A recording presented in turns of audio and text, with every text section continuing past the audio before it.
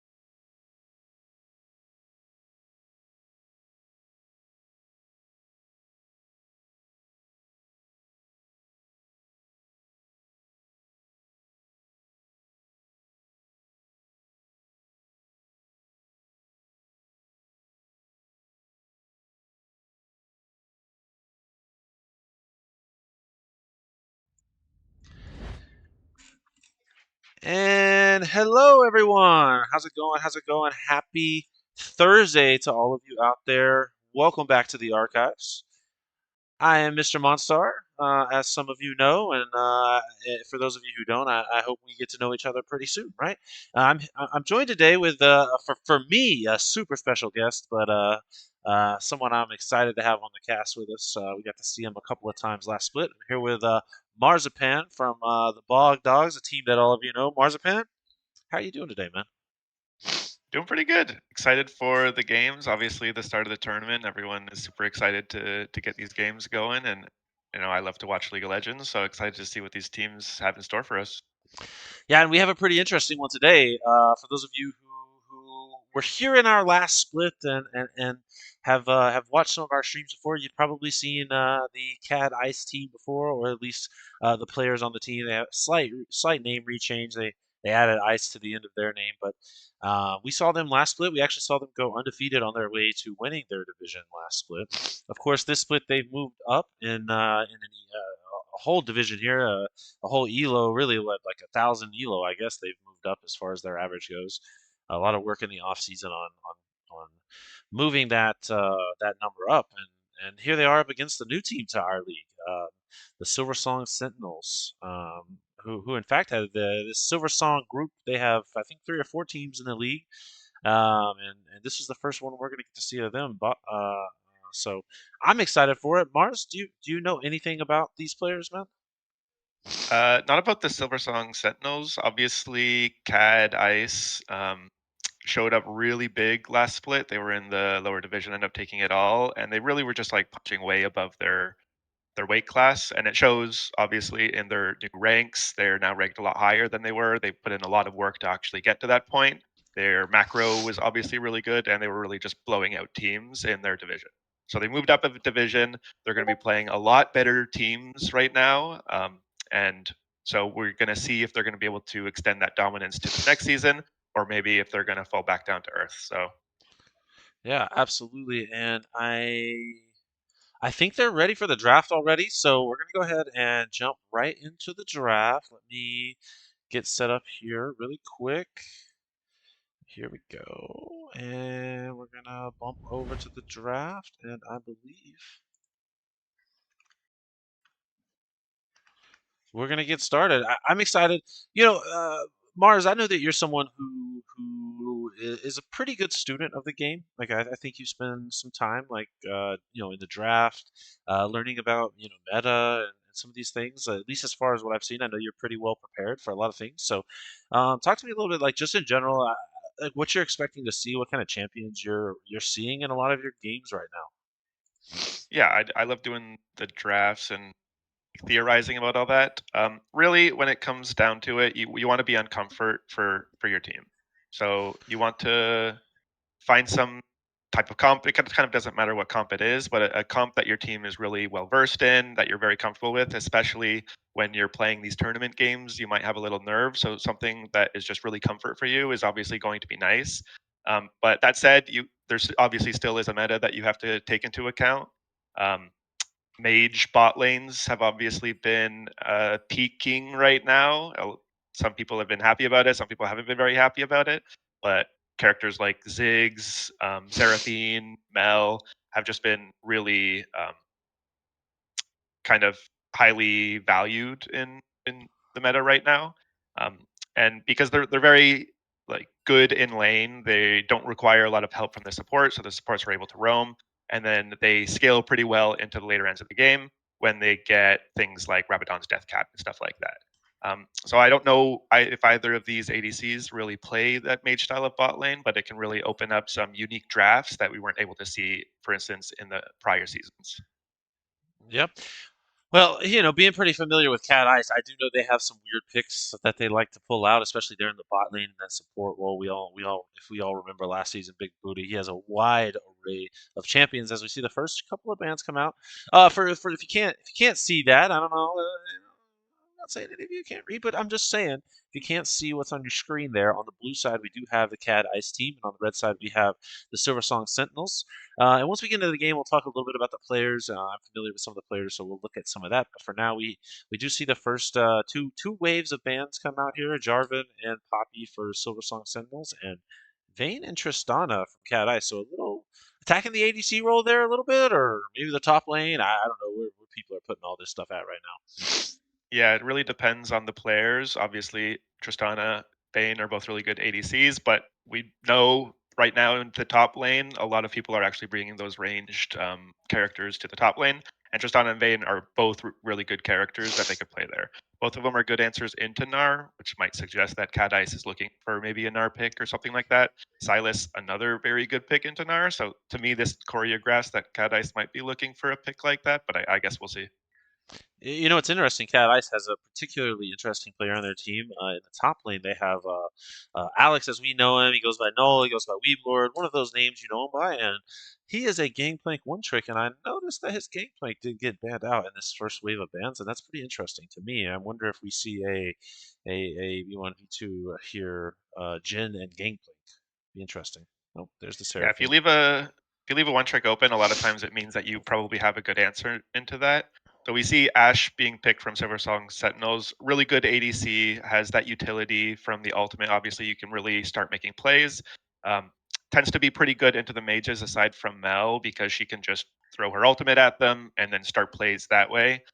Really pairs well with the Seraphine. So we see obviously Cat Ice taking the Seraphine away from the Ash, which is a really good pairing with that Ash.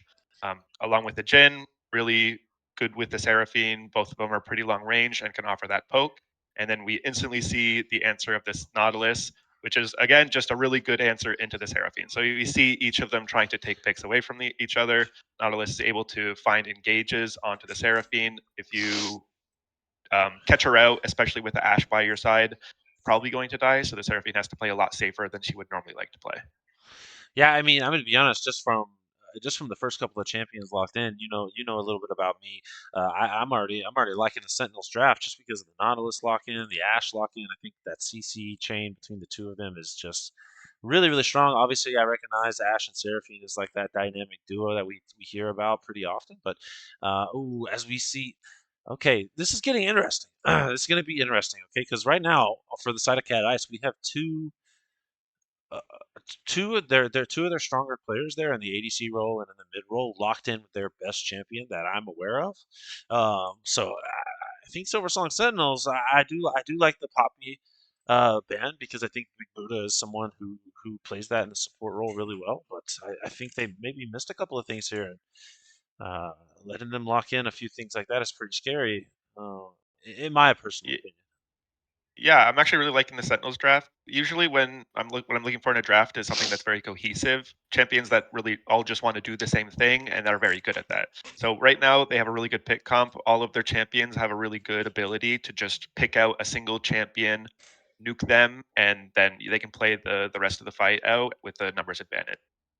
So it really seems like they're going for a pick. And right now, Cat Ice doesn't have a lot of really good answers into pick. A lot of the champions that they picked so far are very squishy. They don't have a lot of frontliners that can tank that Ash Arrow, that Nautilus Q, the Ari Charm.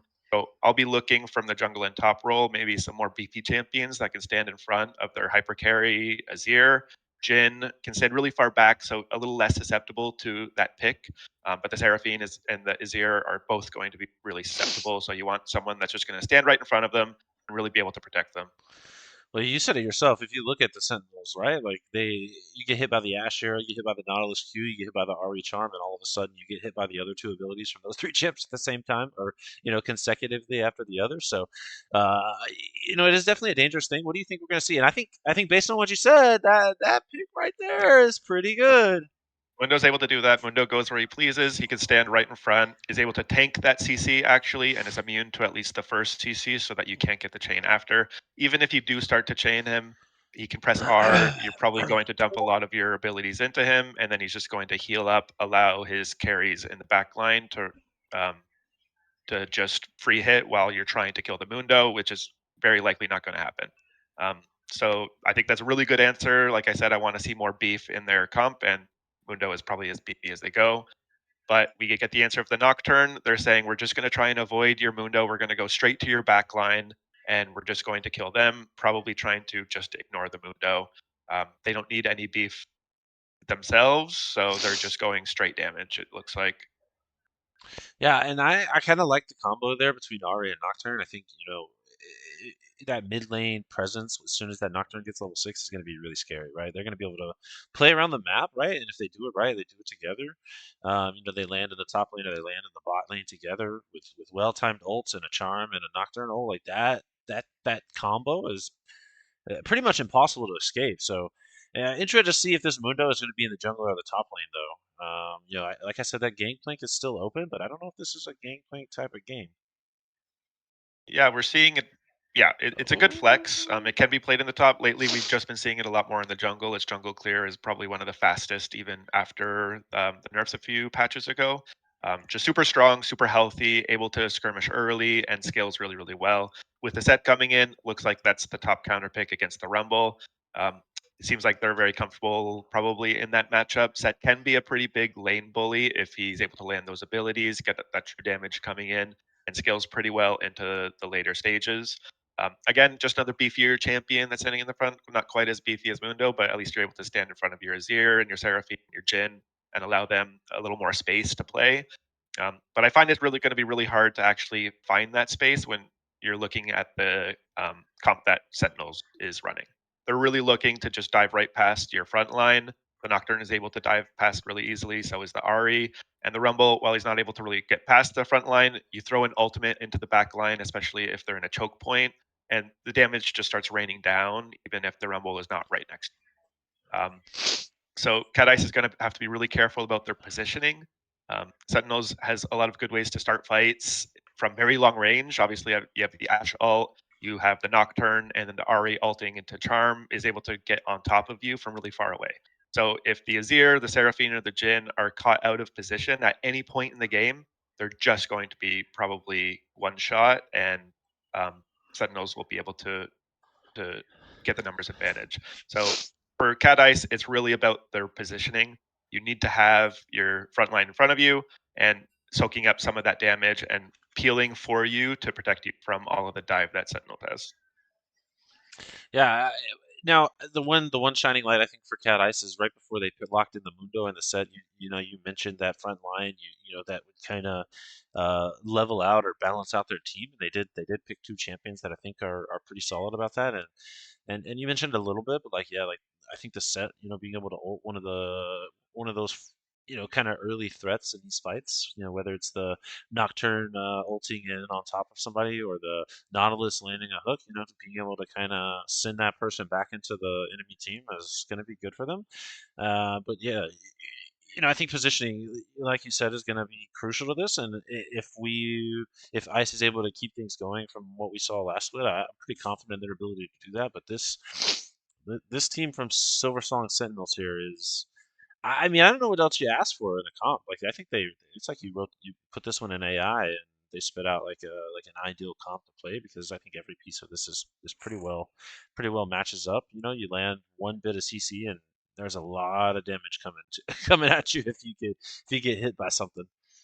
Yeah, I think it's a really cohesive comp. The one thing is it's kind of a shotgun comp where you're throwing all of your ultimates at probably a single target or two targets and hoping that they die. The nice thing is that if that shotgun goes off and none of your champions die. Cadiz has a really good team to play the more extended team fights. They have the Seraphine to keep them shielded and healed. Azir, obviously one of the best hyper carries that you can get in the mid lane, doing that sustained damage. And then Mundo, if you're not able to kill him, he's just going to heal up back to full HP and be raring to go, one-shotting your backline. So if Cat Ice can actually absorb that shotgun gauge from the Sentinels, then I think that the rest of the team fight will go in their favor.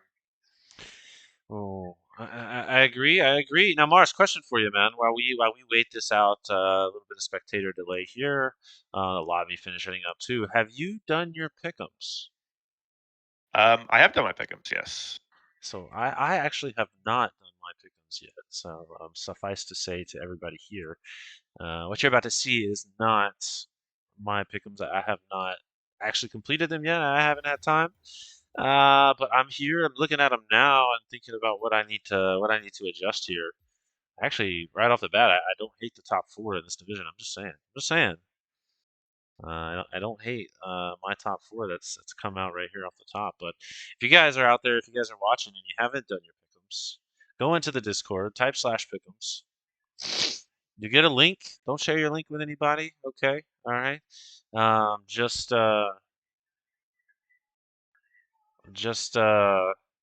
click that link, open it up, put your teams in, and if you didn't see the announcement earlier, we're doing a little bit of a giveaway here for it, right?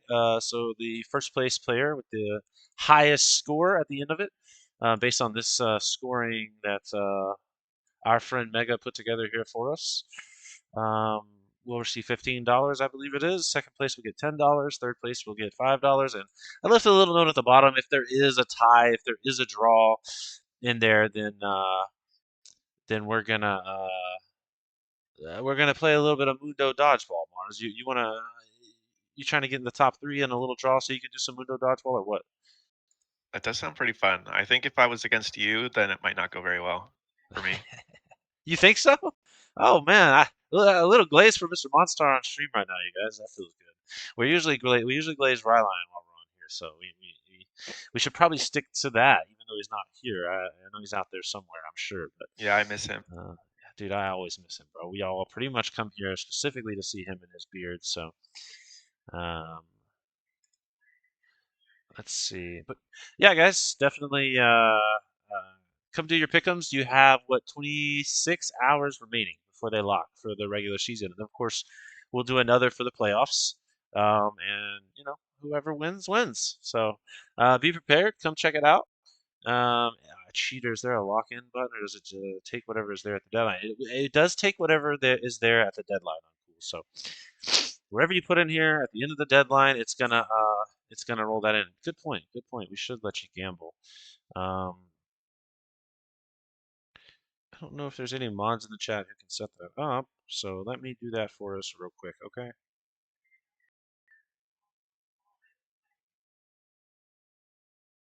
Well, yeah, so just speaking of the pick'ems, looking at the pick'ems for the Krug division, it looks like most people have, or at least the crowd has CAD Ice at number 1, and then Silversong Sentinels are at number 5. So we can see if that maybe changes after this game. It looks like most people thinking that CAD Ice have the advantage here, and that Silversong might have some work to do to really uh, to fight against them. But I guess things can change, and we'll kind of see if the crowd is right this instant. Yeah, I mean that's a lot of faith for our Cat Ice team here. I mean they are a known team in the league. They've been around for a minute. They did really well last split, so I think that makes sense that they're kind of ranked pretty high. But we'll see at the end of it. We're gonna see right here in just a second as things are starting to get loaded up. So we'll be right back.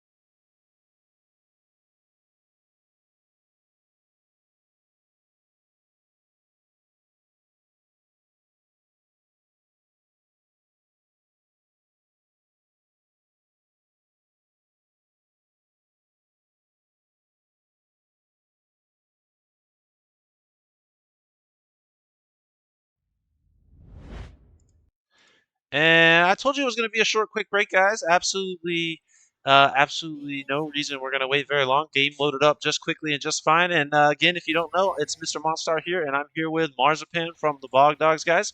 And we're about to watch Cat Ice go up against Silversong Sentinels. I'm super excited. Mars is super excited. I hope you guys are all super excited. This is the second match we're going to see here for the summer split. So Mars, if you don't mind, man, break down the blue side real quick. Tell us who's playing what. So on the blue side, we got Cat Ice. We got Null in the top lane playing Set. We got Aurelius in the jungle playing Dr. Mundo. We got Mapalo in the mid lane playing Azir. We got Type C Cable playing the bot lane, the Jin. And on support, we got Big Buddha playing Seraphine. Oh, yeah, that's Cat Ice, you guys. Again, our champions from the last split. Let's see Nautilus land a little hook here on the Seraphine. That's a lot of burst. Oh my goodness, Seraphine, you might be in a little bit of trouble.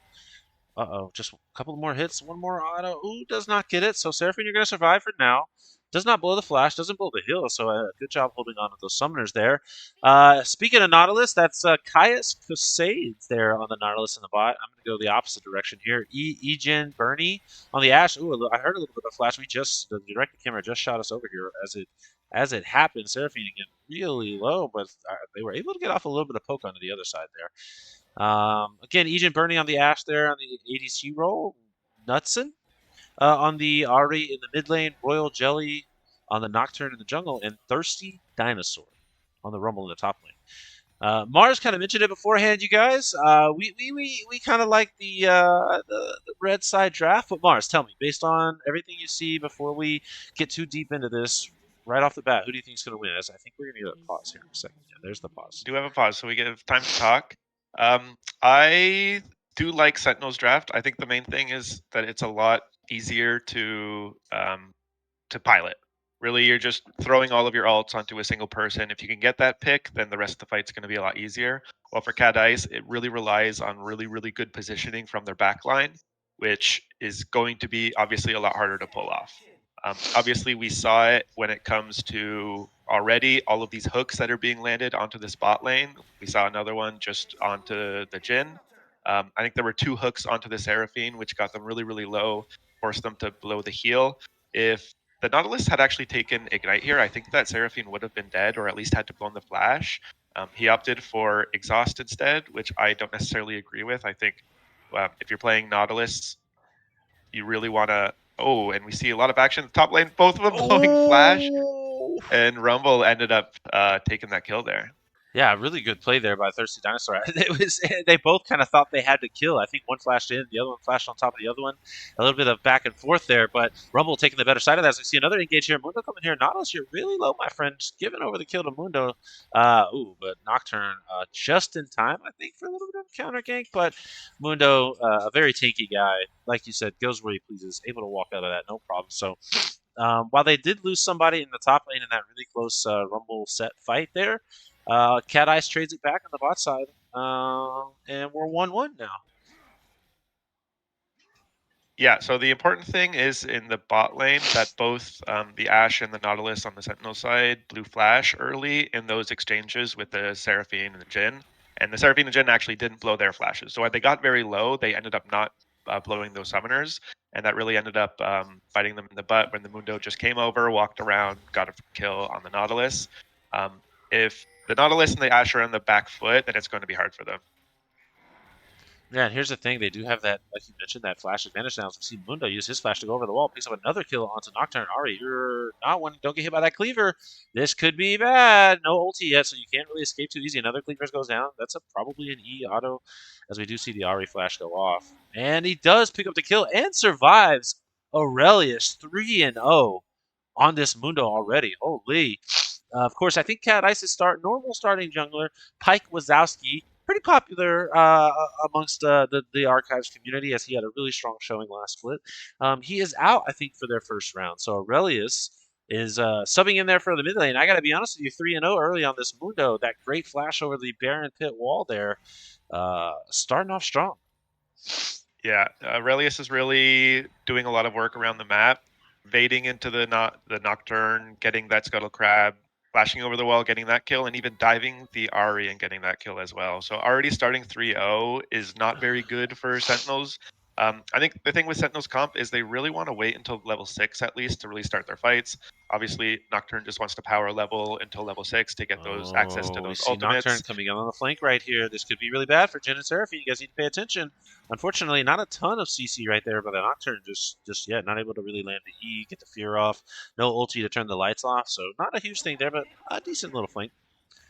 Yeah, for a Nocturne ult before, or for a Nocturne gank before 6, that's actually probably the best thing you could have asked for. Jhin no longer has flash, so those Nautilus hooks are going to be even more deadly. They're going to have to respect that a lot more. Yeah, I think a couple more levels. The Nocturne hits that level 6. I think he should be able to hit level 6 before the flash is back up, even right? 100%. Yeah. So So as soon as he hits level 6, then Jhin is going to be really, really susceptible, especially Nautilus flash is going to be up soon, so they're going to be able to just flash onto that Jhin and maybe look for kills in that way. well, I think the issue is the Nocturne is kind of clearing up right now. It seems like he wants to play towards the set and the Rumble side. I don't know if, for me, that's the right play. Like the Rumble is kind of winning that lane already. So, I mean, obviously, I know you want to snowball and you want to get someone going, but your Ash not in a horrible position, and the Jin obviously without a flash. I don't know how he kind of resets here without messing up his tempo. Right? If I'm understanding the jungle pathing right, you think he'd Yeah, want I to use mean, that?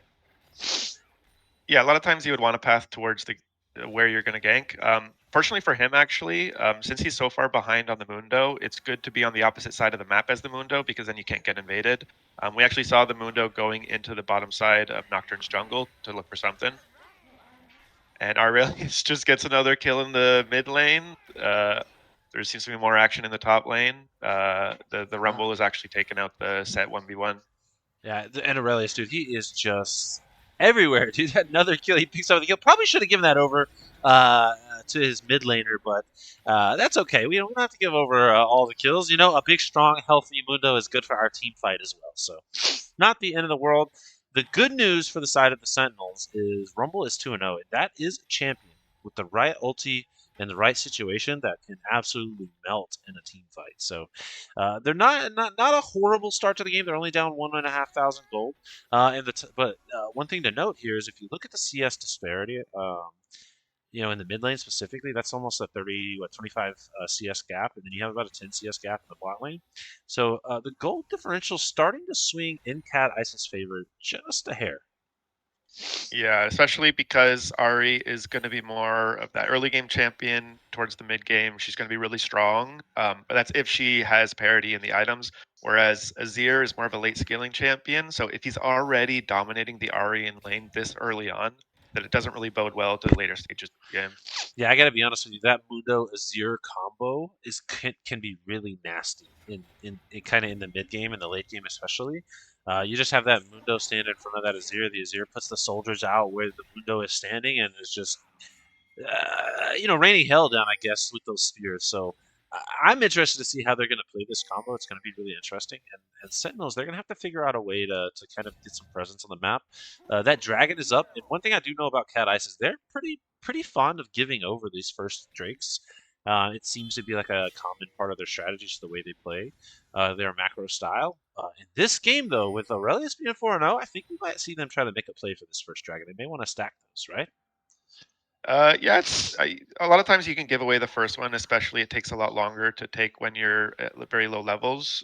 So you might just want to stay out on the map and get gold. Otherwise, you can always get the grubs as well, which are always only going to spawn once, while the dragons are going to respawn. It looks like the Nocturne is actually looking for a play in the bot lane, which I think is the right move. There it is. Really good And engage there by the Nocturne. They're able to take down the Seraphine really fast. Great ulti there by the Ashe to lock that Seraphine in. No chance of escaping there as we see Azir also going in on the Ari. Already below half HP. I don't know if Azir does have his wall, so almost a kill there, I'd imagine.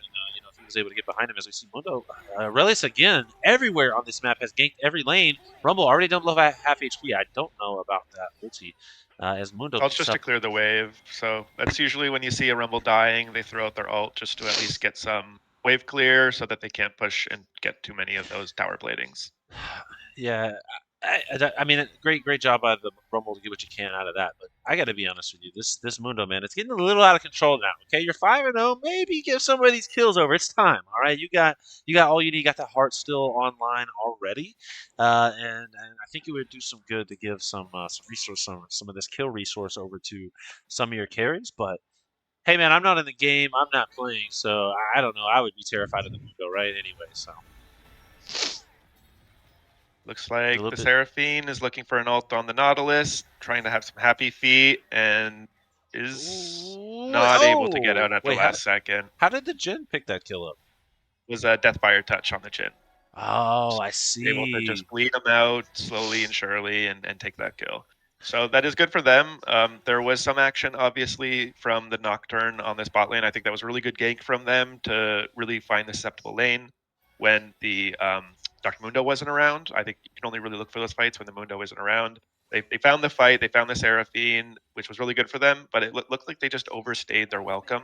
They didn't have their ultimates up, they weren't looking to fight, they wanted to back, and then Seraphine found the perfect ult to really capitalize on that, get a kill back, get some platings. So now Jin is looking a little up in gold, around 600 gold. So we'll see how that goes. I think Nocturne is really going to want to focus a lot on this bot lane, especially when all of their ults are up.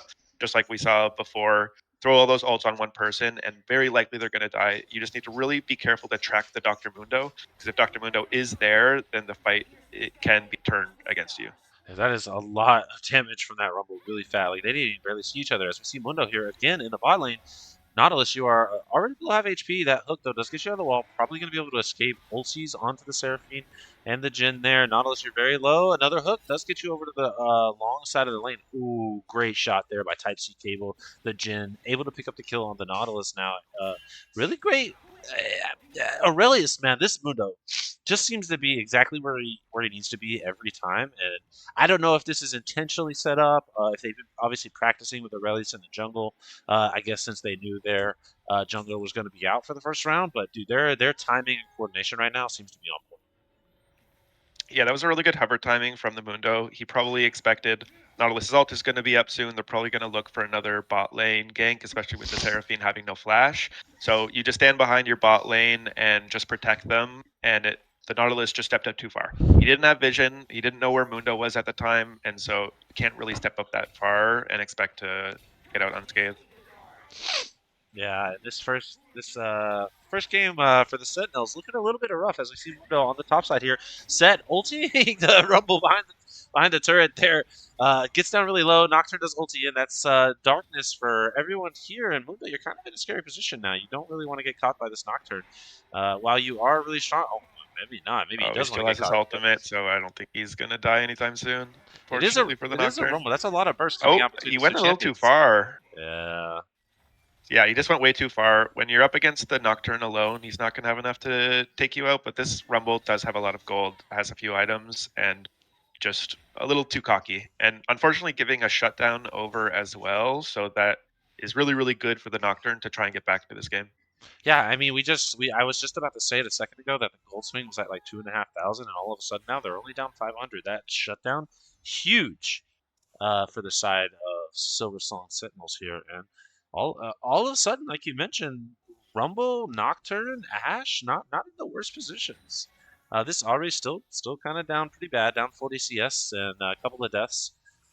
Jin, of course, with the 2 kills, and Mundo with the 5 kills, does leave them a little bit ahead in the gold department for their their respective situations. But Silversong Sentinels hanging on really well, making some counterplays. They do have that first dragon, so dragon stacking is an option for them.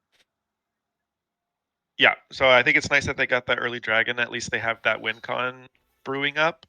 Like I said, the CAD does have a lot of late game assurance, especially with that Azir getting so accelerated at this point. So if you can get those early dragons, it could be very nice. As Azir is looking for even more gold against the Aries, forced to ult and flash away. But just keeping this Ari on the back foot. While the Sentinels are looking for the bot lane, they throw all of their ults at the Seraphine, who's already used her flash. And they also find a nice hook onto the Jin, who's forced to flash away already. And so that's just another Oh, flashless ADC that they're going to be yeah, able to look for on the next rotation. the Sentinels need to block that block that shot on the Ash. That first one got through there and almost took her down. Yeah, you said it. That was a pretty good play there by the Sentinels. Again, another kill going over to that Ash, kind of making up the difference in that in that CS gap there, that 20-25 CS gap that they have. Oh, Oh, that was a ridiculous snipe. I think that was a little low ground, high ground because I probably wouldn't have dodged that one either. That is very nice for the Jin, getting that just few kills here and there, and is actually starting to get a pretty good gold lead against the Ash. So very yeah. good for Cat Ice to just find these little openings. Unfortunately, I think they have overstepped a few times. They haven't been protecting their bot lane as well as I think they should have. Maybe Mundo instead of going top lane, should probably be hovering their bot lane. Um, and they start up the dragon here to try and stop the stacking of the Sentinels. Yeah, I think And we're since the gonna Sentinels don't see. have a lot of their ults, it looks like this might be uncontestable. Yep, and we do see a little bit of a pause here as this dragon fight is about to get started. Seems like the ADC for the Silversong Sentinels is having a little bit of an issues. We do. It is started right back, so we're back into the game. Ari a little low here, Azir in a rough position. I don't know how this pause is going to affect this. Hopefully, able to get out of this. There could be a charm waiting for him right there. Yeah, so it does look like Sentinels are starting to try and contest. Mepelo on the Azir is disconnected from the rest of his team. So we'll see whether he's going to be able to get out. He does have his flash. He is Azir, so we'll see if he's able to get out of the situation. And the Sentinels could possibly turn on the rest of the team if they really Oh, want. Oh, and he get just out of goes it, in get out of instead. it. Yeah, yeah, he went in and went for it instead. A lot of damage coming out on the Nocturne really fast. Jin, you're in a terrible spot now, my friend. You walked up way too close. Rumble ulti on top of you. You are going to go down fast. They did. They did. No, they didn't get the dragon actually. Did they get the The dragon? They did CAD get the Ice did dragon. get the dragon. Yes, they did, but they do lose two members of their team, three members now. For that one dragon, they're able to pick up one kill and a dragon, so it's not the worst trade ever, but definitely not the cleanest thing. I think Apollo there might have gone a little bit too hard. Yeah, what I'm seeing with CAD Ice, they're making really good map movements, they're making really good plays, they know what they want to do, and they're very decisive about it, but they just overstep a few times and give Sentinels the opportunity to make plays against them. Like we said, Sentinels have a really good comp at picking one person out and getting that kill, and it doesn't seem like CAD Ice are quite respecting that yet, and they're just stepping too far out and giving those kills over and allowing them to stay into this game. If Mabelo would have just run out there, they had already taken the dragon. That's what you are here for. If you take the dragon, Rumble is TPing in, Set is able to get some gold on the top lane. You can just run out of there and it would be totally winning for you. But instead, you overchase it, you give over 3 kills.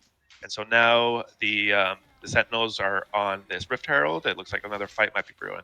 Oh, but Ari getting down really low early, way down low. That's going to be a free objective for Cat. I just strolled up and kind of said, "Thank you for beating down the Rift Herald for us, but we're going to take that off your hands," and they did. So free Rift Herald for the side of Cat Eye. So they get the dragon, they get the Rift Herald. As we see another engage, Azir in on the Nautilus. That is a beefy Nautilus, though. Not fast. That's going to go down. Ari, ooh, goodness, that is zero. Great ulti there. Ash, I'm sorry, you are going to die fast, my friend. Nautilus, you are big and beefy, but there are three members of Cat Ice here. And Aurelius takes that, walks up, and just another cleaver to the face to take another kill, as he is now 6-1 on this Mundo. Nocturne ulti's in. It is dark. Zira, a slippery champion, though. He is able to catch him. He's going to pick up a kill. Ari, I would not walk up in there. That Mundo is really scary. He does get hit with a cleaver, but able to get out. A little crazy kind of sequence there. Azir unfortunately lost his life, and now all of a sudden, both junglers in this game, only one death, 5+ kills for both of them. And I got to be honest with you, Silversong Sentinels was ahead 400 gold 2 minutes ago, and now they're down 2,000 gold again. And I honestly don't think we're going to see any slowdown of the action here anytime soon. Yeah, I like that sequence from Cat Ice. Like I mentioned, they're making good plays, but they were just overstepping a little too much. It looks like they learned from their mistake and they didn't push too far after they got the Herald. Now they're actually looking to punish this Nocturne who does not have Oh, Flash. the Rumble ulti does a ton of damage. Set does ulti the team back into it. A lot of damage coming out on the Rumble and Nocturne from the Set punch there. Set is taken down. Ari, though, able to stay alive. Mundo trying to knock this Ari down. Trade the 1-for-1, so pretty good pickup for CAD Ice there. They're able to kill the Ari. They do lose their Set. So both of the kind of 0-4 and 2 champions between these two teams are down. And oh my goodness, you guys are not in a great position. The Nocturne ulti in right on top of the Seraphine, able to take her down really quickly. And Mundo, you are a big guy. You are very healthy, but that is very a strong Ash putting out a lot of damage. Is Mundo going to be able to get away? He does. Jin almost comes in, hits the barrier, able to root down the Nautilus, might be able to pick up the kill on the Nautilus. So a little bit of an over push there from Silversong Sentinels, I think. I don't think they wanted to kind of lose three members of their team in that sequence, but the initial it's kind of what you were just mentioning for Cat Ice. That initial engage taking down the Seraphine was great, but then they just overdid it. Yeah, that seems to be really their main problem here. I think if they want to close this game, they're going to have to be a little more clean and intentional with the plays that they're making. You're fighting over jungle camps. It's not really the strongest thing that you can find, while this top lane is very, very close to being down. If you just send all of your players instead of into that jungle towards that top lane, you're able to take that down and get a wider gold lead. Instead, they're just kind of fighting over nothing. They're fighting over a red buff, which I just don't think is very necessary at this stage of the game. Yeah, I think the scary part for the Silversong Sentinels here is while your Rumble and your Nocturne are doing really well, Nocturne, one of those champions that typically falls off. And we talked about how good the late game for CAD Ice is. And, with how accelerated Mundo, with how accelerated Jin is, and honestly, the CS difference between Azir and Ari, you're seeing like kind of the three most important pieces of this CAD Ice team come online really fast. And I think this next Dragon fight is going to be really telling. 7 seconds for this Infernal Drake to come up, and I think the winner of this fight is gonna be really hard to come back from whoever ends up winning this dragon. Yeah, Sentinels need to just find a very priority tiger target, either the Jin or the Azir with their ultimates, and hopefully burst them down, and then hopefully take the rest of the fight after that. Good little play by Cat Ice as you're taking the Rift Herald to the mid lane, so some distraction going on there, but that dragon being half HP now, and only 4 members of Cat Ice here. 3 really. The Rumble comes out.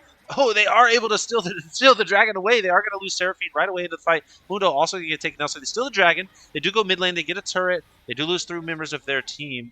Are they going to be able to get the third tier turret too? They're maybe going to take 3 turrets from this. No, I don't think they're going to be able to get this tier 3, but they will be able to get the turret in the top lane, the tier 2 there, and the tier 2 in the mid lane. So they trade what? 3 kills. They pick up the dragon, and they pick up 2 turrets. Maybe 2 turrets? I don't know. Rumble's here. Oh my Yeah, goodness, they don't even get the I think second this turret. was a strong play by Cat Ice, but again, you are already getting turrets on the top and the mid lane. You don't need to contest that dragon and give over 3 shutdowns. I just think that that's quite the overplay. They did end up getting the dragon, which I guess good for you, but you're getting second dragon and giving over 1,200 gold to the enemy team. I don't think that's worth it when you're already getting so much on the map. And you're going to lose Baron here. There is a TP coming in, but I don't know if there's enough time. Oh, the Nocturne does go down. Okay, wait a minute. This could be huge for Cat Ice. No Nocturne in this fight. Azir is here. It's just the Azir for now. A lot of damage off the Rumble. That's 2 members dead. Ash going in as Oh, well. this is Really, not really good low. for No, Sentinels. Silversong. Oh, and Jin from the backline able to take down the Ash. And another free objective. That's the second one. Shout out to Cat Ice. Right, that's the second time they've the Silversong Sentinels. That's the second time Cat Ice has rolled up and said thank you for the free objective. First it was the Rift Herald, and then it was the Baron. Sentinels, I I don't know if the Baron call was the right play there. They almost had it, but the set walked by and saw everything. Yeah, they seemed a little desperate in that play. I think it could have gone their way, but at some point, you probably just take the kill on the set and then go away. They really just greeted on to the Baron, didn't want to stop doing it, and then Cat Ice were able to take it away from them, and it looks like they're We getting do see a engaged on little in the bit of mid an lane. engage. Yeah, that's a very fast dead Seraphine. They continue to do this. This is another key point too. We keep seeing this Nocturne use his ulti to kill the Seraphine. And I just don't know if that's the right priority target to waste your ulti on right now. Like I think I think it was a good play there because you're stopping the siege in its tracks. Cat Ice just got the Baron, and instead of setting up all of their waves to hit at the same time, they're just taking the mid lane by themselves as the Jin and the Seraphine. So it's a pretty easy target for you to get. At this point, Nocturnal isn't really that high of a CD, so it's going to be up in the next 30, 40 seconds. I think that was, again, another misstep from Cat Ice. You just shouldn't be that far up when all of the waves aren't set up. Your team isn't behind you. You see that vulnerable mid lane turret, which you do get, but you could have gotten it if you were just a little more patient with that. Yeah, I think Cat Eye's trying to figure out right now. You can kind of see them scrambling around on the map. They're trying to figure out, I guess, what their next play is. Right? They have a pretty good advantage, and I think they know that. But now it's about figuring out where to use that advantage. Surprisingly, the kill count is 17-17, but there's a 5.5 gold lead for blue side here, just due to the raw CS difference between several of these lanes.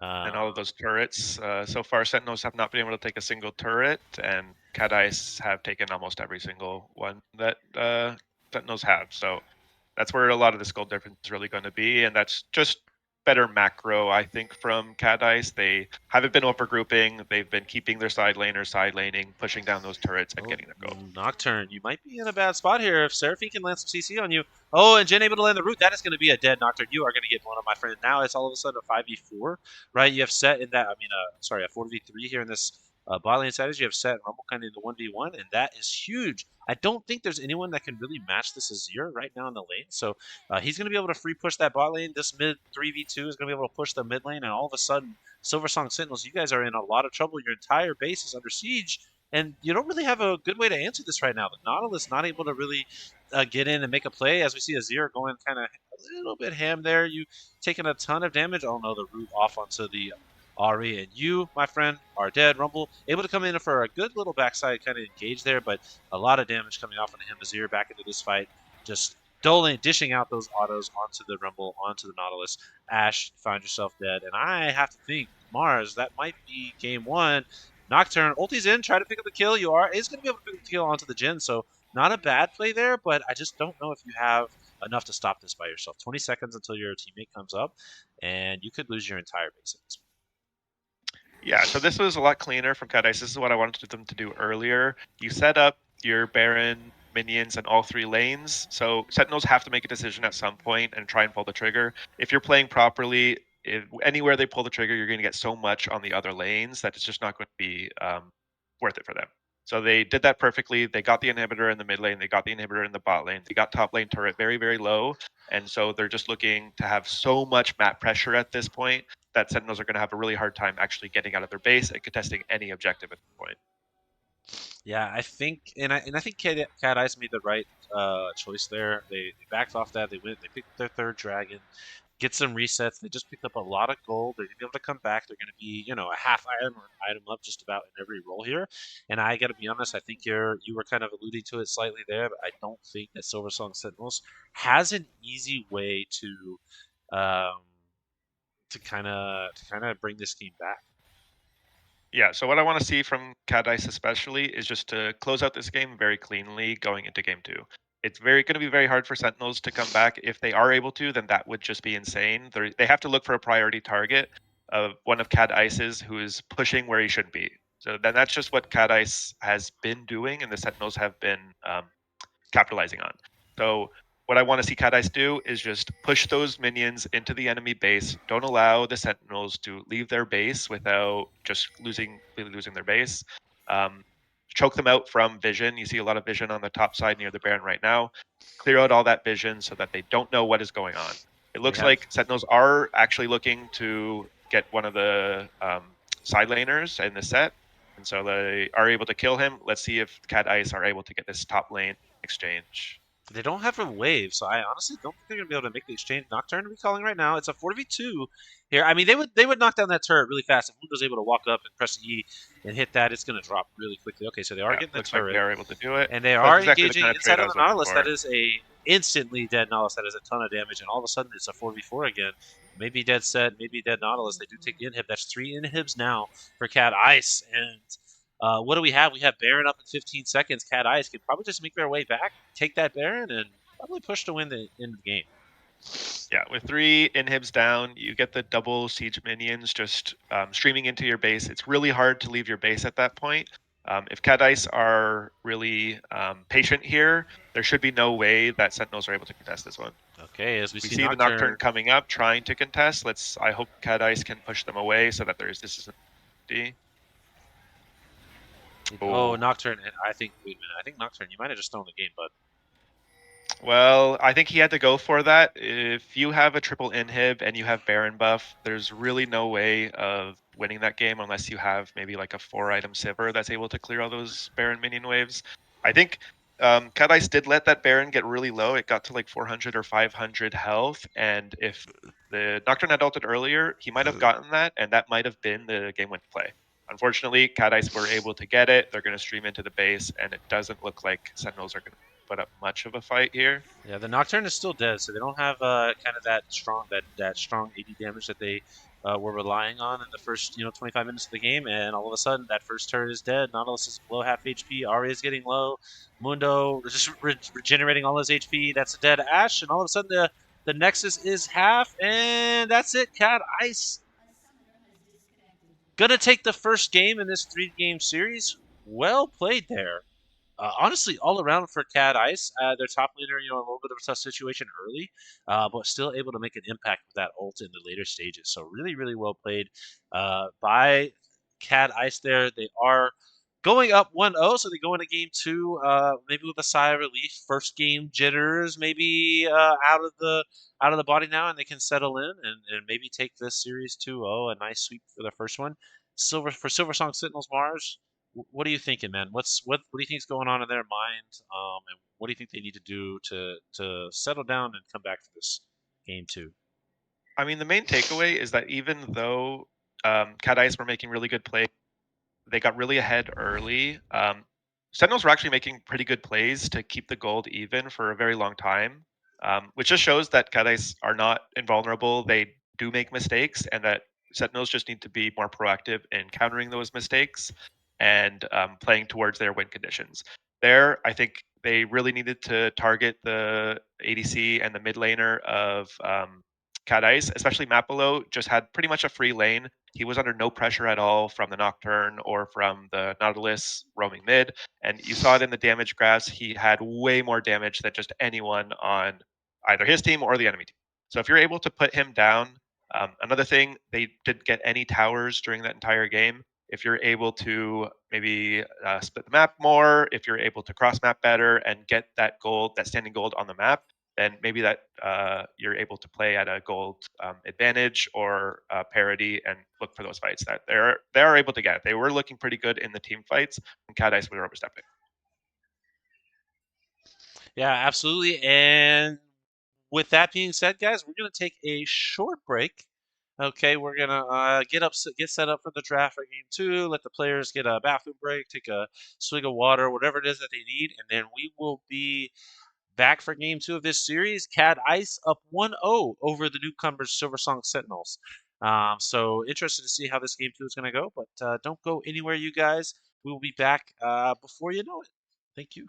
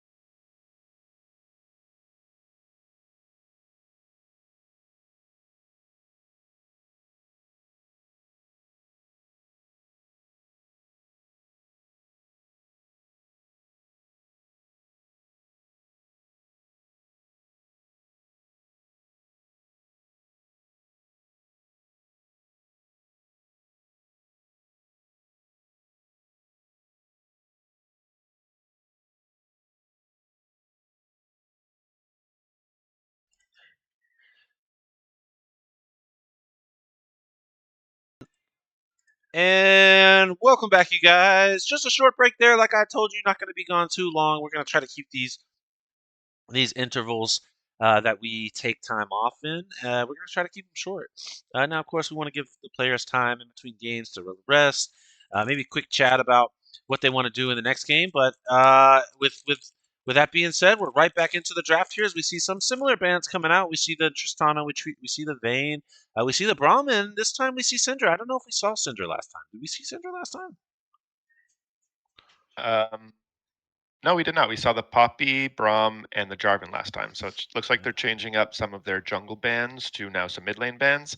I guess that makes sense. Mapalo did kind of destroy Newtson in that last game, really ended up tilting that game, having that really strong Azir, taking some of his strong champions, I'm assuming, in the Syndra and the Yone, and then just taking them out of the game.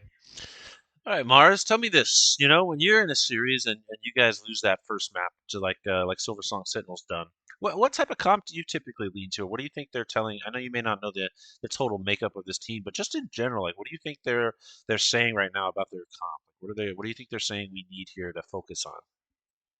I mean, it really depends on how you lost the first game in the first place. You know, if you're being out team fought and those team fights are happening a lot very often, then maybe you're looking more for a team fight comp. If you're getting outscaled, then you might want maybe a little better scaling for yourself, right? That last game, it really just seemed like they were outplayed on the map, so it doesn't really seem like a comp difference for me. But instead, it's more just that they were outplayed. However, you can't really go wrong with scaling. They were pretty even in gold from the early to the mid game. They were a little bit behind, but it wasn't really anything that was going to really blow up their game until later in the game. So it looks like instead they have the Jinx, they have the Lulu, really good late game scaling comp, and they're just going to look to maybe play a little more passively in the early game, not feed, and then get really late in this game. Yeah, as we see the Aurelion so locked in here. I'm interested to see if that's Mapalo playing that Aurelion Soul. I have not seen him play this champion in some time. Yeah, I don't see where else it would go unless there's some top lane Aurelion Soul tech. I'll have to talk to Moki about that one and see if that's any good. But it seems like it would be in the mid lane. Just doing it blind to me is very interesting. I don't think Aurelion Soul is much of a blind pick. He's usually countered by specific champs. So I think Sentinels will want a lot of lockdown to really take out that Aurelion Soul. Vi is a really good counter into that, but instead it looks like they're getting the Amumu. Another good champ has a lot of lockdown. It is what you want. A little harder to hit. Obviously, you have to hit that skill shot, whereas Vi pressing R on the enemy champion. Okay. But it's pretty decent. Um, CAD looks like they're really just going with team fight. You have the MF, really good, strong ultimate. Jarvan's able to lock them all into that ultimate. Aurelion Soul with the scaling to match that of the Jinx that the Sentinels have. So they have a pretty well-rounded comp. They all have very good R buttons that they're going to be pressing. Oh, is that a mid lane Ziggs we're gonna see here? Let's Sure does see. look like it. Are they I gonna lock guess it you in? you have a lot of push into the Aurelion Soul. If the Amumu is able to Let's hit a nice see. ultimate, you layer that ultimate onto And the they Amumu, so it's they pretty good do. with the Amumu. And Jinx, something that Jinx really likes is being able to just kill one target, and then Jinx is able to just destroy the rest of the fight with her get excited passive. So Ziggs has a lot of burst, and with the Amumu lockdown, they are potentially able to just kill whatever target is in front of them, get Jinx that reset, and just start tearing through fights. It looks like that's what they're really trying for. No, I think we're gonna need to see another tank maybe on the side of Cat Ice here. They need somebody big and well. Then again, when you lock in Swain, I mean he's kind of big and beefy on his own in his own right, right?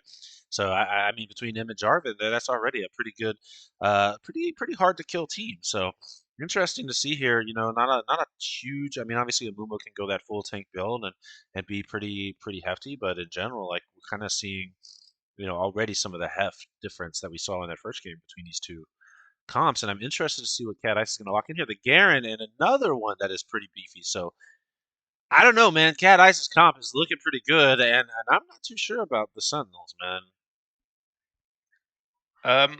Yeah, I mean, they do have a lot of beef. I think with Swain, you want a lot of champions that don't have a very high damage because the one thing that Swain is very susceptible to is burst. And the Sentinels actually do have a lot of good bursts that they might be able to take this way. Now, the Swain does look like it's going to be in the support role, so not really going to have all of the items that you would really want, all of the levels to get super, super tanky. But it's still going to be very annoying in the middle of a team fight if you don't have the damage to take him out immediately. He's going to heal up. He's going to be doing a lot of damage in the team fight, slowing all of your champions with the Rylai's Crystal Scepter, just being very annoying. Obviously, the Garen spin to win. It is a blind Garen, so the Sentinels are able to counter it with the Gnar, which is pretty good into the Garen if you're able to keep your distance away from him. You got to be careful of like the flash silences into spin to win into ultimate. But as long as the Gnar is able to stay away from that, then you can just kind of slowly poke the Garen away and make him a non-factor. Yeah, and it's interesting. I'm pretty excited to see the Gnar. Um, a champion that I think kind of goes in and out of the meta. One of those, it's either in or it's out, and if it's out, it's never played. If it's in, it's tried to play it every game. So I'm excited to see the Gnar in this game, Silversong Sentinels. I may not be the biggest fan of your draft, but I always enjoy when Gnar is locked in. So should be a fun game. In the meantime, though, I think the teams are just getting into the lobby here, so we're going to take a short break, 2 or 3 minutes, while we wait them to pick their champions and everything. And in the meantime, uh, we will be right back.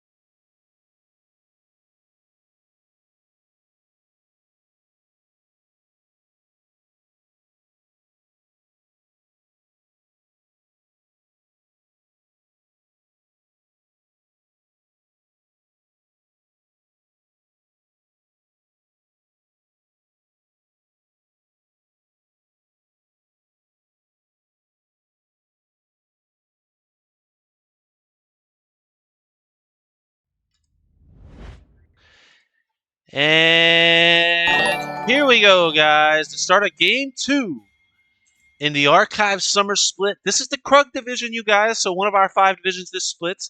Uh, this is running at this point. I don't know what you're saying. What are we referring to?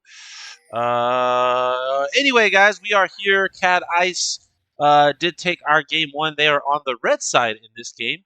And the Silversong Sentinels are on the blue side. Mars, once again, super happy to have you on here with me, man. Your insight into the game is incredible. I have not the best insight into the game. So, real quick, man, break down the blue side for us. Tell us what's going on. All right, so on the blue side, we have the Silversong Sentinels. We have Thirsty Dinosaur in the top lane on the Gnar. We got Royal Jelly playing the Mumu jungle. We got Newtson playing Ziggs on the mid lane. We have Egan Burney on the Jinx ADC. And we have Caius Cosades on the Lulu port. And on the red side, CAD Ice X Null X in the top lane. That is Alex. For those of you who saw him last split, that's Aurelius on the Jarvan in the jungle. Mapalo on the Aurelian Soul there. Aurelian Soul on the mid lane. In the mid lane, I mean. Type C on the Misfortune, and Big Buddha playing his well-known Swain in the bot lane. I'm surprised that champion is in this game right now. A lot of people know to ban that or brand away from him, as we do see the Swain take almost half his HP really fast. That was a lot of damage for Lulu and Jinx, actually. Holy. Yeah, if they're able to get trades like that into the Swain, keep his health pretty low, then he won't have as much of an impact as normal. Normally, you like Swain into some melee matchups. As soon as they engage onto you, you press Alt, and they really just have to disengage, or else they take a bunch of damage. They're not able to get through you. It looks like they're actually targeting the mid lane really early, which I really like. I think this mid lane, Mapilo, was a really big problem last game. They really just didn't target him at all, so he was able to play really far up into Newton's face and make his life a living hell, and just able to get such a CS lead. He's already playing like that. He's playing very aggressively, but at least it seems like Sentinels know that that's a problem, so they might look to target him a little more. He didn't have to blow flash there, but at least he got a little chunked out, and he's maybe a little more wary of this Amumu, who is a little better at getting early than that Nocturne was. Yeah, absolutely. I think the thing for Sentinels, it kind of looks like their entire strategy is different here, right? Like you mentioned it a little bit a couple of times now, but this whole roster is designed kind of for the later stages of the game, especially the Jinx. So I'm interested to see how they're able to survive this early game here, as we see Jarvan already down on the bot side there. A little bit of a strange angle there. I don't think you're going to be able to pick up anything too crazy there. Maybe just trying to get an early flash or something out of the enemy team. As we see Meganar there in the top lane, X Null again in this second game struggling here in the top lane, already down 15 CS, and a little bit of a gap there as we see Jarvan going down the Ziggs, a flash from the Ziggs, able to stay alive. So interesting little setup here. Early Jarvan making his way through a lot of sessions, able to pick up. Wait, did he just pick up the second scuttle too? He did. Saved his smite all the way up. Double scuttle. Got off two ganks. What a path. Yeah, that was quite an unfortunate smite from the Amumu. I do like the way that Sentinels have been drafting here. I think they saw a lot of the problems that they had in game one and are just looking to make that a little easier for them as we get a little trading in the bot lane. Um, the thing is that the mid lane was a really big problem for Newtson. Ziggs is a champion that you can kind of just wave clear on, especially once you get your first item. You're just going to throw all of your skills towards that mid lane wave, and it's just going to disappear. So it's going to be a lot harder for Mapello to bully him out of lane, I'm hoping, than it was the last game. And you're going to be a lot more useful with as Ziggs, just throwing out that damage in the later stages of the game, than the Ari, who you really want to get ahead early. The bot lane really wasn't the problem for the Sentinels. They were able to get some good fights. So they have a strong 2v2, they have strong laning, and then they have strong scaling that they're hopefully going to be able to bring into the late game. I think the big problem is probably in this jungle. The Royal Jelly did have a hard time against the Mundo last time. Mundo is quite the bully, but he was playing Nocturne, who can fight pretty well 1v1. Amumu isn't really able to fight very well 1v1, especially against that Jarvan. So he's going to have to be really careful of Aurelius kind of making his jungle his own. Yeah, and we're kind of seeing that a little bit early as Aurelius already a little bit ahead on tempo, and we've already seen the ganks come out. I think two lanes we've already seen him attempt to gank during his first initial jungle clear. So really well done on the pathing here. And you mentioned the Aurelion Soul in the mid lane, maybe not being able to bully the Ziggs as much, but he is he's already up 20 CS as we see. Oh my! What an explosion of your health bar there as we see Garen take down the Gnar. Like we may be struggling a little bit in the last game, struggling a little bit early here, down some CS, but able to pick up the first kill. And I think that could be huge for the mindset of Alex up there, who is historically, always been a tough customer, never kind of tilting out there as we see Lulu. You're in a terrible position. Jarvan able to show up, probably going to be able to pick up that kill. Aurelius, of course, loving to scoop up the kills. Jean's getting off some more autos, but you need to be careful if that Swain pulls you in. That could be your death too. It So does look good like play they're trying there. to dive this Jinx. Yeah. No one's Oh there to really man, great protect job. Jarvan it. is It's gonna die dead. for it probably. No, able to survive. Great job with the turret aggro there. Oh, as we see through Oh, nice Ziggs the bomb Ziggs. from Yeah, this is downtown, able to pick up a kill at least. great job for the Ziggs there. You gotta love those Ziggs ultis. Yeah, all these kind of like map wide ultis, man. Yeah, I love those things. I love when champions like that are played, and you see that Ziggs ulti just come out of nowhere and finish you off. It's a sad thing. Yeah, so the thing about the top lane, Cushy Dinosaur was the only lane that was actually winning in the previous game, just outright. So I think you wanted to have him on this Gnar, this counter matchup that you are able to be really strong in, and just have that point of strength that you're able to play around. Unfortunately, the one thing you have to be careful of when you're playing Gnar against Garen is the flash silence into spin to win into the ultimate that the Garen has. If you're not able to react to that, if you're not able to jump away in time, you do just die and you give up a lot of pressure towards that Garen. Unfortunately, the Gnar does die to it. He does blow his flash. It looks like he is still able to push onto the Garen. Without Garen flash, he's not really able to um, go up against Gnar very early, at least until he gets about an item or two and is able to keep on top of him. So hopefully this Gnar is going to be a little stronger in the future and maybe just be a little more careful of that flash from the Garen. Yeah, and the kill for each of these mid laners so far, and you talked about it a little bit earlier, but again, we're seeing that CS lead start to bloom again. And this is something that Mapalo is known for, always being such a great farmer, knowing how to, you know, complete, his wave management, make sure he picks up every CS, and we're seeing that right now, man. 31. We're 8 minutes into the game, and he's 31 CS up right now. Yeah, it's a little unfortunate. Arlene Soul's not known quite as the lane bully, but it looks like he's just able to keep it up and farm and harass the Ziggs and make him miss CS. Ziggs did roam bot lane at that one point to pick up that ult kill onto the Jarvan, but Aurelion Soul was already bot lane, so it wasn't like he was just sitting mid and picking up that farm. So it looks like this is just a 1v1, is able to pick up that lead. Ooh, double flash there As for the blue side. Great ulti by the Jarvan, able to put both of them in there, and both of them having to use that flash. And I'm pretty sure that if he comes back in about 90 seconds when his ulti is up again, that should be a double kill that's waiting on. Yes, unfortunately, you just don't have the vision to be stepping up too far. The nice thing with Jarvan is your range of engage is very, very far, and he's able to make use of that. And again, Lulu is just stepping up way too far. You know that Jarvan is already in the area. You might have felt a little safer because the Amumu was nearby, but again, without your flash, you're not able to really play that. You don't even really want to play that with the comp that you have right now in the early game, and he just pays for it and gives a free call over to CAD Ice. Well, I don't really know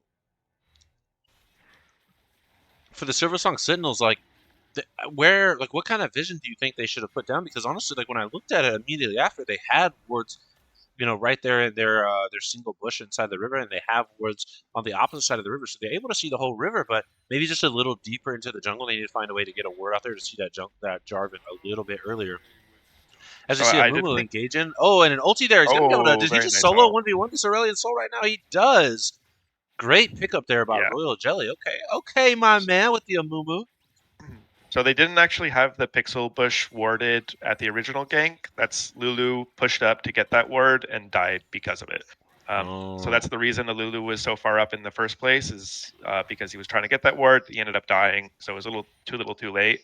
Amumu is looking towards his mid, which is what I really want to see. You have this Amumu who's really good at ganking, and then you have Mapalo who's just always looking to play up in the enemy's face. So just you have to punish that as the jungler. And it looks like he does. Goes mid, gets that kill, gets the shutdown onto Mapalo, and funnels that into the Grub pickups, which is really good for their comp. You have Ziggs, you have Jinx, both are really good at taking towers. Really want to just hit those towers, so that's just going to magnify your ability to do that. Yeah, I think that's a smart trade for them. Able to pick up the kill, able to pick up the grubs there. As we see Jarvan go in on the Gnar, unfortunately he's in the Mega Gnar stage.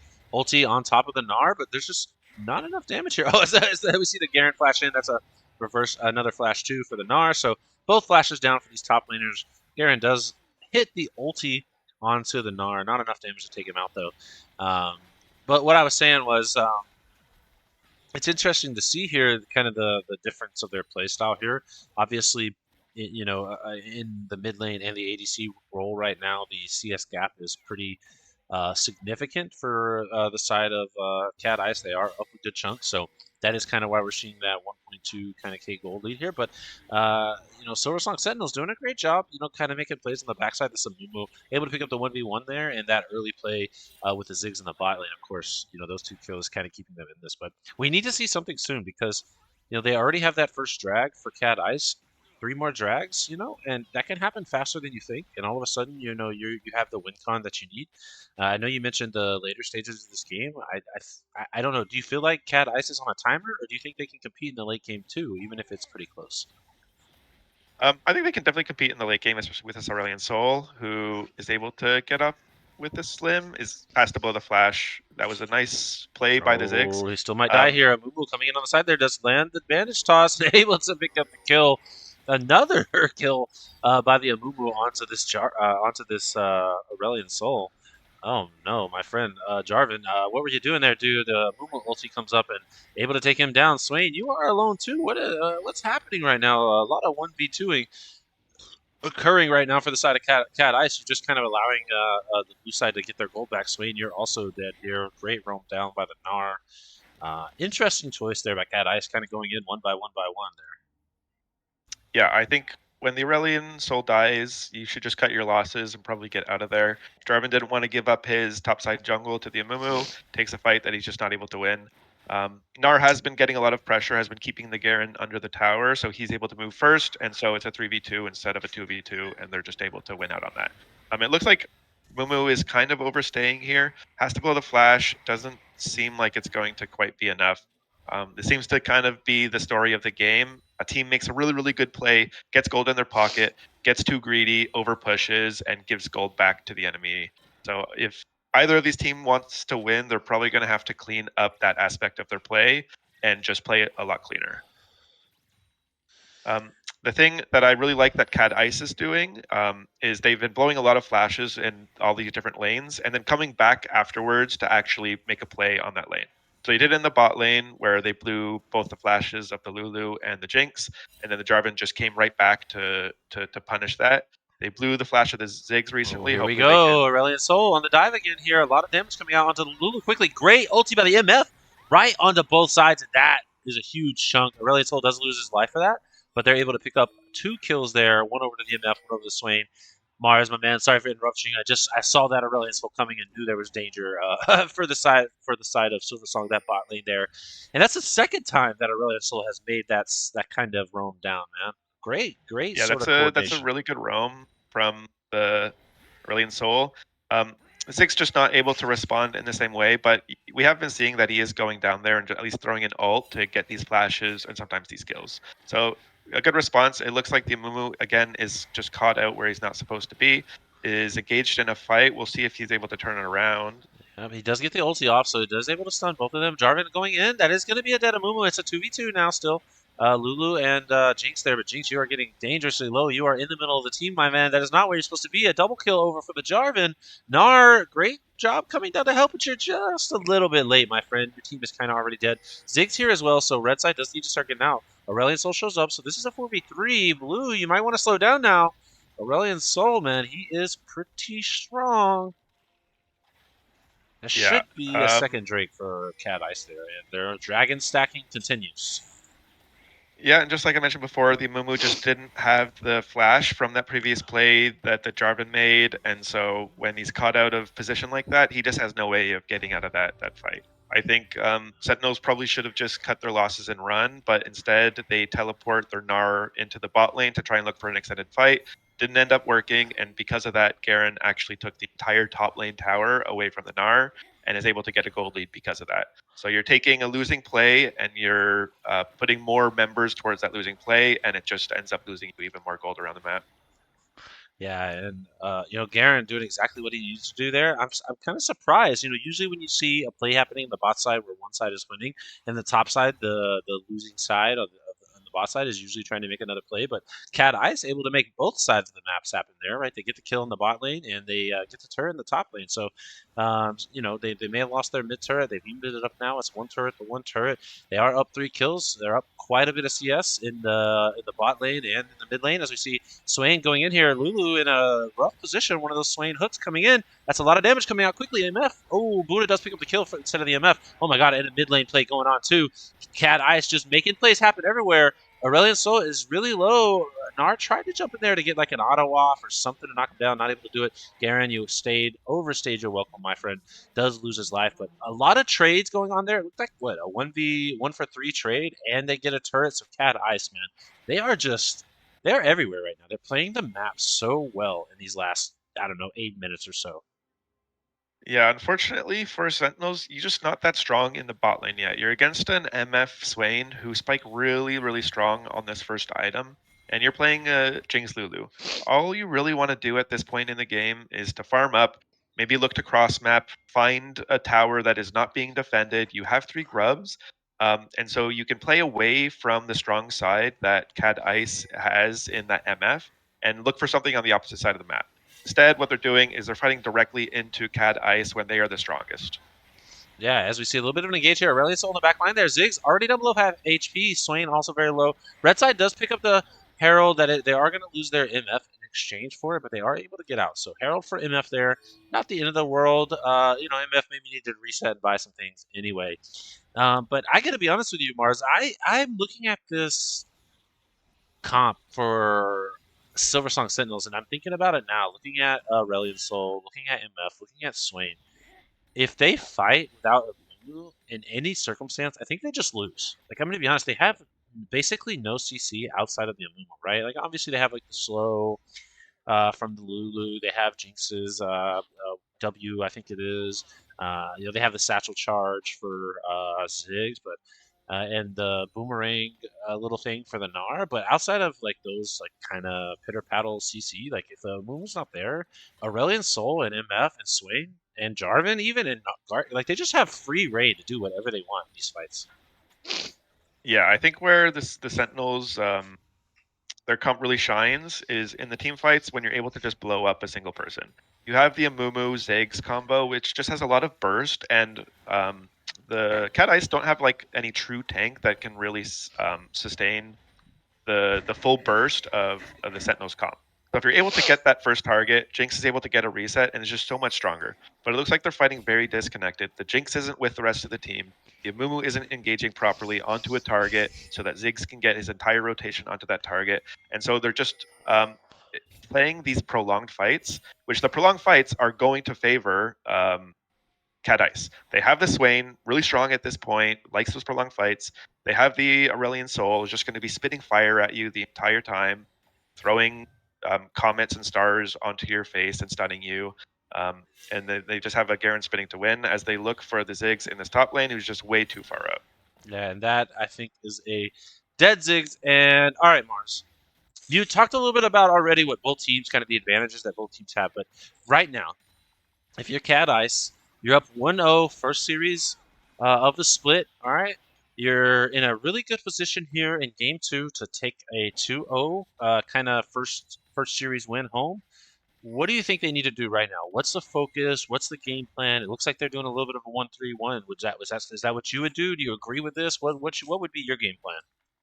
Yeah, I think the 1-3-1 is good. You see that Sentinels just don't have the strength to fight Cad Ice right now, and so you spread out your players as it looks like there's Oh, going to as be we a see a fight good soon. engage, Jarvan, the ulti on top of them. Amumu, oh, great three-man ulti, able to lock everybody down. Lulu then with the ulti knocks them back up. All three members of CAD Ice here are really, really low. The teleport in is at 583 now. Swain, MF, you're both really low. They are seemingly able to get out. MF with the barrier there, unfortunately, not going to be enough. So they do lose one member of their team. They do take the bottom tier 2 turret, and maybe Aurelion Sol is getting the top tier 2 turret here. So interesting there. Garen in the engage on the Ziggs does ulti. Not enough damage to kill him at the moment, though. Ziggs, though, is going to finally be taken down. Garen is probably going to lose his life. Great flag and drag there, or whatever you want to call it, by the Jarvan to pick up the kill. Little return kill there. Gnar able to pick up a double, so a shutdown off of the Jarvan, and they are able to. Oh, good job there by the Swain to pick up that Amumu on the way out. As Aurelion Sol now against Gnar, the only two champions left on this map, and I don't know Aurelion Sol, if you want that problem, brother, that Gnar is getting really scary. Yeah, so what I was about to say for Cat Ice is that you really don't need to make any strong engages. You don't really need to fight very much because you're winning everywhere on the map. They were pushing in the top lane, getting that tower. They were pushing in the bot lane, getting that tower. So their side laners were already winning while Sentinels weren't in a position to actually respond. Instead, what they do is they engage 3v4 in the mid lane with that Jarvan and opt for a fight where they don't actually have the numbers, where you don't need to fight because you're already getting so much on the map. And so because of that, Sentinels are able to actually get a pretty good fight. While it was a 4-4 overall, if you're fighting 4v4 while you are down gold, you are getting the shutdowns, you're getting that gold in your pocket. And so the next time you fight, you're going to be stronger than, you're not going to be stronger than the enemy, but you're going to be relatively stronger than you are now. So what I wanted to see with Cat Eyes is just to be playing in those side lanes where they are stronger, playing the map, getting those objectives, and only fighting when those objectives are up and fighting under their own circumstances. But it looks like they are just taking the fight to Sentinels wherever Sentinels are.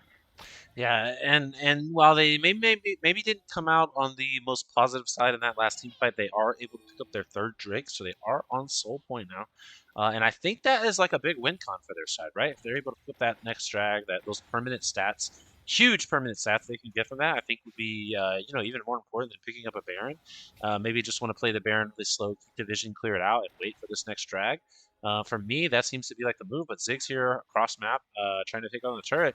But Garen, I don't know, Ziggs. You might be in a world of trouble. You do pick up the turret, but most likely going to lose the life. Garen able to ulti. That is a dead Ziggs. Not the champion you wanted to see come out of the woodwork there. I'm sure the did not see him, and then all of a sudden you see him coming out. And as a Ziggs, you know, hey man, I cannot run away from this Garen. So Garen able to pick up the kill there. There are 5 members of CAD Ice still up. Garen pushing the bot lane. It looks like maybe they want to try to do something at Baron. I'm not sure. They maybe trying to bring the Mumu. You better run, my dude. You are caught. Oh, and that's a dead Mumu. That is most likely going to be a free Baron over to the side of Cad Ice. Great kickoff on both Garen and the team there. Uh, Mars, man, I don't know. I'm thinking that Silversong Sentinels, their first game here, their first match, their first series at the Archives, is looking a little bleak, my man. Yeah, so we were seeing some good life from them in that last fight. They were able to fight pretty well, but because they weren't able to get a decisive win, obviously Cat Ice was able to take that third dragon, just accelerate their win condition, which is that fourth dragon to eventual Elder if they could. Because Ziggs was pushing in the bot lane, he ended up getting taken out by the Garen and isn't able to respond to any top play that Sentinels decided or Cat Ice decided to make. They take all four of their players. They get that Amumu, who does not have that flash, get the kill. And because you take out the jungler, you're able to get Baron for free. So now I'm hoping that Cat Ice are able to play this a little slowly, set up all of their waves at the same time. You have very strong side laners, and just play it very patiently so that all of the Baron minions are hitting the towers at the same time. And you should be able to Oh exit no, this Ziggs very quickly. walking into your death there, my friend. Unfortunately for you, that is a ton of damage coming out from the Aurelion Soul. That is another kill picked up by the Aurelion Soul. And I got to be honest with you, now there is nobody in the top lane to contest this Aurelion Soul. Yeah, that was really good patience, like I said, by Mapelo. He didn't have to push at that point because the rest of his team actually didn't have any of the minion waves set up. So you don't actually want to push too far because you're just going to get caught out yourself. Instead, he sets up a bush trap when he has nothing else to do. Ziggs walks way too far looking for that tower gold, especially because since you're so far behind, that tower gold is going to be a lot higher in value for you. And because of that, he's able to take him out, and you have an advantage for Cat Ice. I think they could have used that advantage to maybe push some of these towers a little more. I would have liked to see them maybe be a little more aggressive after they take out that Sigs and push towards the towers to get some of this tower gold. Looks like maybe they have some items that they want to complete before they really go too aggressive. But at this point, I think you're kind of just wasting Baron. Um, but in the meantime, Garen is in that bot side, just kind of taking down that turret. Yeah, wasting the Baron, but I really think they're kind of just doing a little bit of here and there until this next dragon comes up. Once they claim the soul, I have to think this game is pretty much in the bag for them. They are already pretty much stronger than um, Silversong Sentinels under any circumstance that these two teams engage each other. I think CAD Ice has the advantage currently, and if they pick up this soul here in 50 seconds, I can't see a fight or a situation where Silversong Sentinels is able to come out ahead. Aurelion Soul and Garen already doing crazy, like you mentioned, that 1-3-1 that they're pulling off has been just outstanding. They are doing a great job. TP by the Aurelion Soul down here on the bot lane. Looks like they got a little bored, maybe Cat Ice, and they engage in. They do pick up the Lulu. Mumu is inside of the swirling tornado that is the Garen there. A little bit separated here, Aurelion Soul and Garen from the rest of the team as they engage inside the Gnar. Gnar getting double half HP, and that is a dead Gnar really fast. Garen, you might have got stuck on the turret. A lot of HP, but able to survive. So it's a 5v3 now. Gonna be able to pick up this turret. Going to be able to turn around and most likely go and get that dragon. Oh, Jarvan, great job there, Aurelion Soul with the ulti, able to bring down another member of Silversong Sentinels. And honestly, I don't know, could they just push for the win right here? The smart play is probably to Uh, go for the dragon. Huh? yeah, I think they probably can't win. They could probably take this tower, but instead they're just going to go take this dragon, which I think is the smarter, the more cautious play, which I think is boding well for them because they've been a little too overhyped and making overhyped plays. But that was really good play by them. They starved out the Sentinels from their bot side jungle towards this dragon, which obviously the Sentinels needed to contest in order to stop this snowballing for the Dragon Soul. Um, and what they did is that as soon as Sentinels overstepped to try and get some vision into that jungle, they TP'd their Aurelion Soul in. They had their Garen on the flank, and they were able to take out this Flash Lulu, kill her, and the Moo also got caught out. So it was just a chain of unfortunate events for the Sentinels, able to pick up those kills, push towards the mid lane, and then peel back to that dragon. Now they have the Cloud Soul, one of the strongest souls in the game. Really good at map movements. You have that passive movement speed, and of course, when you throw your ultimate, you just get a Oh huge burst of no, speed. Lulu, you just walk into your death, my friend. And now all of a sudden, Lulu, you are no longer on the map. It is 5 members of Cat Ice on the map and only 4 members of Silversong Sentinels. And that is a scary place to be if you're the Silversong Sentinels because you're already losing almost every part of the map. And all of a sudden, Garen flashing over the wall. That is a ton of damage coming out of Jinx. Not able to. Oh, he is able to pick up the kill there. Oh, that was what a huge play, man. And I got to be honest, that is probably a Justice. great job with the ulti there by the Amumu to do it under turret. That is a lot of damage that the turret is putting out. Unfortunately, Jarvan and Swain, both relatively tanky, able to take a few shots of that, pick up a kill on their way around their MF. Looking at taking down this top turret as 3 members of Cat Ice are in this mid side, and I think this final push here is really hard for them to stop. Jarvan engaging in on the Gnar. Aurelion Soul jumping over the wall. That is a dead Amumu. And Meganar, I think you are next on the chopping block, my friend. Where is just way too much damage. Lulu picked up, Gnar picked up, next turret picked up, bottom turret picked up, and I think that is the game. CAD Ice 2-0 in their first series back in the summer split right where they started off, in the, winning the championship in the last split. It doesn't seem like things are changing. And honestly, this series very similar to the series yesterday. The first game pretty well contested. It leaned towards one side just slightly, but nothing crazy. And then in game two, we just saw one team. It looked like they are much more settled in. Cat Ice, maybe a lot more practice under their belt. Once they settled in, this game right here, uh, just kind of dominating fashion. I mean, all around macro plays, the early laning phase, it looked like Cat Ice was in their element, and maybe Silversong Sentinels a little bit of early season, early split jitters. Yeah, I think that was a really strong showing from Cat Ice. Might seem like I was a little hard on them for some of their plays. I think their macro is pretty impeccable. They have been making really good plays around the map, getting the side lane push before they make any plays, which is always what you want to see in these types of teams.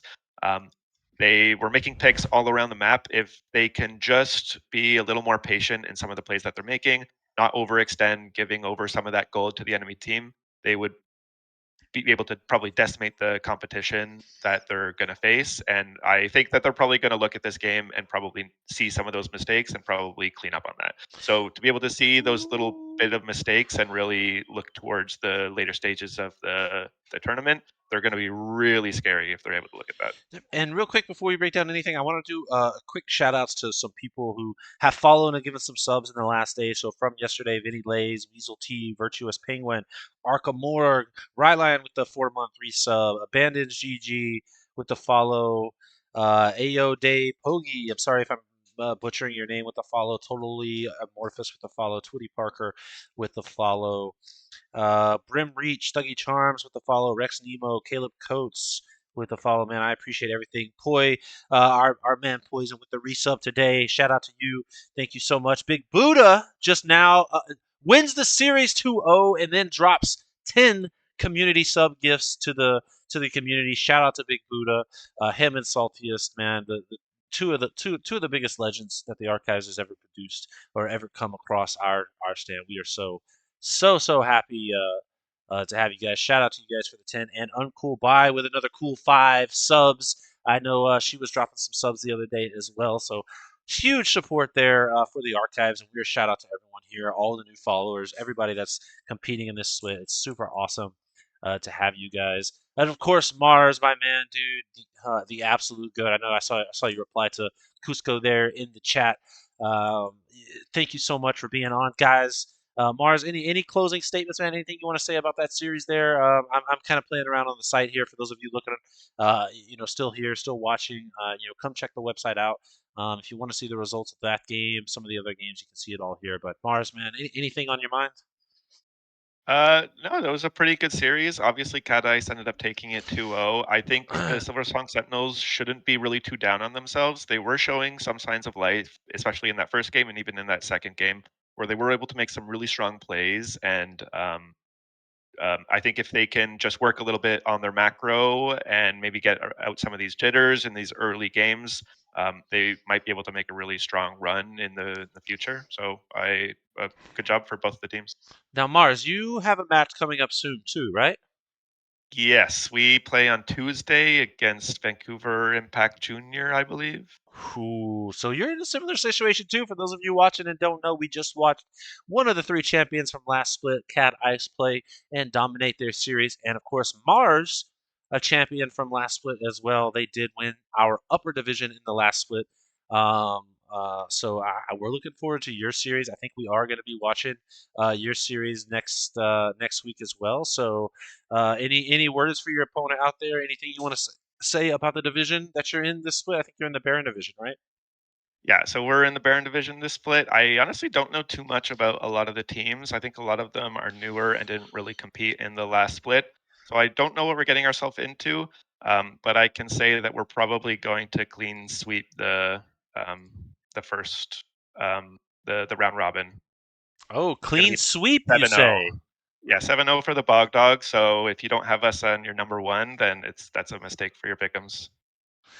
Well, there you have it, guys. If you are doing pick'ems, right, and if you haven't done your pick'ems, go do your pick'ems. But if you are doing pick'ems, you better come over to the Baron division. Oh, look at that! I already have Bog Dogs number one. Yeah, I'm and Jinstro already said it in in the this. chat. If you don't know, you should definitely ban out our Emerald 4 jungler because he's probably the strongest player on our team. So definitely ban him out, 3 bans towards him. If you let him get Viego, he is going to just face roll through the entire enemy team. So definitely ban that Viego. Absolutely. We all know about Genstro's Viego. You guys should be really scared of the Viego. Anyway, guys, shout out to everybody who came through. We appreciate you being here and supporting the archives. I called out all the followers, called out all the subs. You guys are amazing. Big Buddha, Uncool Bye. Thanks again for the gifted subs for everybody. Mars, thanks for jumping on.